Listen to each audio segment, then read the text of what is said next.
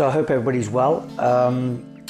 I wanted to veer off slightly off topic. I normally, obviously, as you know, make videos on self-realization, self-enquiry, feeling emotions fully. And back in the day, I used to do a lot of videos which could have been kind of almost termed as positive videos, you know, positive self-help kind of videos. What I wanted to talk about today was coping with happiness, which is a bit of an odd subject matter and a bit of an odd title as well. But if you bear with me, what I'm going to do is actually talk about how to learn to cope with happiness, but also at the same time how it can be applied in self-inquiry and realizing who you truly are. I remember coming across a term called paradise syndrome, and it was when your life is so good that you've got to do something to mess your life up. And I believe, if my memory serves me correctly, it was first coined around Dave Stewart of the Eurythmics, who, when he was at the height of his career, decided to have an operation that he really didn't need, and it just spiraled downwards, and his career kind of just took a downward trajectory. And I remember coming across this, and recently, the reason again why I'm recording this video, and like I said, it's a bit off topic, is that over the last year of the pandemic, I've seen my work start to increase, and there's an ever-growing number of people now following the work that I do. And there's this whole saying in the whole self-help world of your vibe attracts your tribe. So what I've found, and I've said this previously on videos as well, I've been kind of pretty much meeting myself and attracting people pretty much at the same stage of life that I'm at. I tend to call it paralleling, you know, when you meet people who are kind of going through a transition, or they're going through the same set of circumstances. An old Sufi friend of mine probably put it best when he said, you'll always know your true friends because what you'll find is they'll all be going through the same thing as you. So as this group of friends has increased, what I've found is there seems to have been certain parallels which are now guiding these videos. So I literally talk about whatever's happening in my day-to-day experience. And one of the things I'm finding is that after years and years and years of struggling now, also my work is being recognized. More people are turning up. I'm getting some great comments, great feedback. There's a desire to do more, record more videos, put more content out, as obviously the group grows. It's also led to a place where I'm now thinking, God, for years I've lived in survival mode. So I've pretty much done whatever I needed to do to keep this going. And now it's starting to get easier. And I remember reading this quote, and it was something about when we come out of survival mode, we're presented with options by life. And sometimes that can be quite a scary place, because what do you do when your dreams start coming true, as I remember saying years ago? Or if we apply it to self-inquiry, what do you do when seeking ends? And that can be quite a scary place, because we're used to a certain way of being. And when that starts changing, what we find is that we're leaving the familiar to go into the unfamiliar. And that can be quite daunting. So what can we do when all of a sudden our life starts getting better? You know, we start getting happier, or in this whole field of realization, our inquiry starts bringing up more and more, which is showing us that our true nature is this reality. You know, there's a very famous American mystic, Lester Levinson, who stated that happiness is our basic nature. Now, I know that sounds almost ludicrous to hear right now, because we have got record levels of depression, we've got record levels of mental health issues, and as I read this morning, so, you know, somebody had put in an article that even now in this day and age, we're seeing that the richest of billionaires with their yachts and their homes and everything aren't happy. So why is this happiness eluding us? And I think what can happen is we've so been conditioned to live this 24/7 culture where we're constantly striving, that the idea of happiness has been put into the future, very similar to this whole idea of realization. That at some point in the future, when I'm good enough, or my chakras are clear, or I have inquired enough, I'll be able to accept who I am and let go of this whole idea of seeking. And invariably, because of what's happening, we never do get to that holy land. And it's the same thing with happiness, you know, because it's being deferred into the future. And I think I'm kind of digressing here now, because we've been told that, you know, get the qualifications, get the job, you work the 40, 50 years, and then you retire. So everything's in that next moment.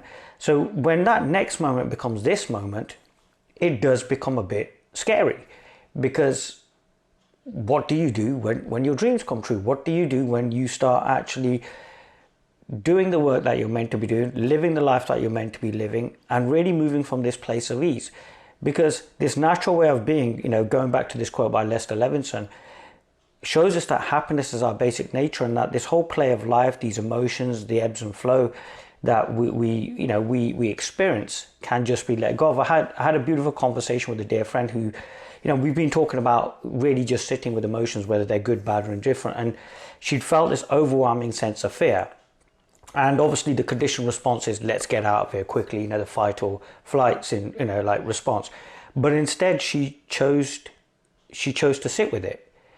And because she chose to sit with it and just sat with it, it transformed, or it just changed, because there wasn't really this subject or this object then. There wasn't anybody witnessing the emotion. After a while, the one witnessing the emotion and the emotion were one and the same. And as she describes it, everything was just love. Now that can bring up a lot, because it can do two things. It can make us go, oh my God, I'm going to become happy, or I'm finding out who I really am and I need to go forward. Alternatively, sometimes what it can happen is we then start to try and sabotage this, going back to the whole idea of this paradise syndrome. And what do you do in that, time when you realize that everything that you've worked so hard for is now at hand?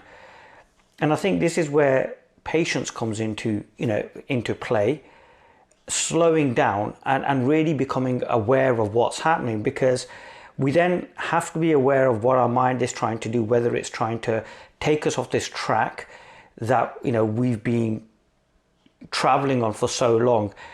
And we have to start becoming aware more and more of what the mind is actually doing and slowing down. Like I said, everything's changing, but what I've found is I seem to be going more into inquiry. I seem to be going more into introspection, because I find that a lot of my conditioned responses are outdated, because they're from those days of survival where it was really all about, where does this happen? Where does that happen? Where does that happen? And I find I'm becoming more patient. And in becoming more patient, there seems to be more ease. And it's a lovely feeling, and I've never been happier. But at the same time, it's quite unusual, and it feels kind of very, very unfamiliar. And I think sometimes when we go from the familiar, whether it's whatever it is, when we go from that familiar to that unfamiliar, we need to give ourselves this period of transition, this period of patience with ourselves, and this period of real increased awareness, because it can feel very uncomfortable. So it can feel uncomfortable realizing who you are and seeing more and more of who you are, because it so goes against the grain of what you thought you were. It can feel very hard coping with happiness when really you've just been living in a survival mode. And this is that place where we really have to be gentle with ourselves. We have to be patient, and we have to be more aware of why we are doing what we're doing, because it's very easy at this point to just fall back then. So many people in the whole field of self-realization will have an awakening, but then the mind will come back again, because the mind is trying to drag them back into this familiarity. And sometimes this familiarity is literally just ideas in the mind which aren't true. So when we become more aware, we can start looking at our conditioned responses, and then start getting, as I said in my last video, we can start getting comfortable with being uncomfortable, because ultimately that uncomfortableness exposes the stories that we've literally hid behind, and we've used to stop ourselves from seeing who we really are. So happiness is our true nature, which I think is such a beautiful quote. And it really is the end of this suffering, because what happens then is that we just see that this nature has never really known any of these temporal emotions. It's like the waves hitting the shore. They get there and then they're gone.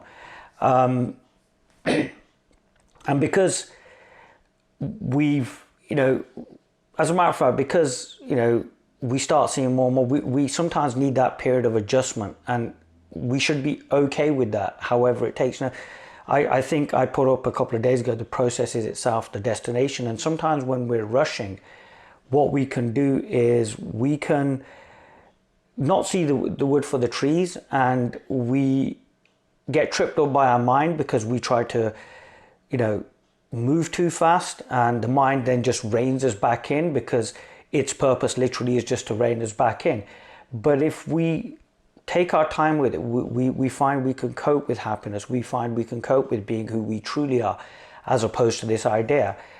And that leads to an acceptance, and it becomes easier and easier then to really accept who we actually are, and to be able to put down these conditioned responses. Because if we take our time through this, we may find that, as I've said previously on other videos, so we may find that there's so much about us that we don't really know, and that our limits of what we feel we are will then constantly be challenged. And then when we're in that place where we actually are, what we find is that we're able to recognize all this, and there's this acceptance of good, bad, or indifferent, and it loses value then. So then coping with being who we are, accepting who we are, or even allowing the mind to do whatever the mind wishes to do is absolutely fine, because it will do what it needs to do.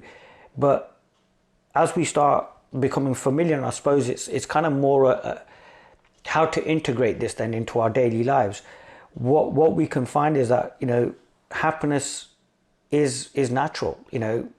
Functioning as we truly are is something very natural, as simple as breathing. As a matter of fact, probably less complicated than breathing. And that it's not something mystical. It's not something, it's not something esoteric. It's not something that's a preserve of some holy man, but that it is in fact our true nature and our true home.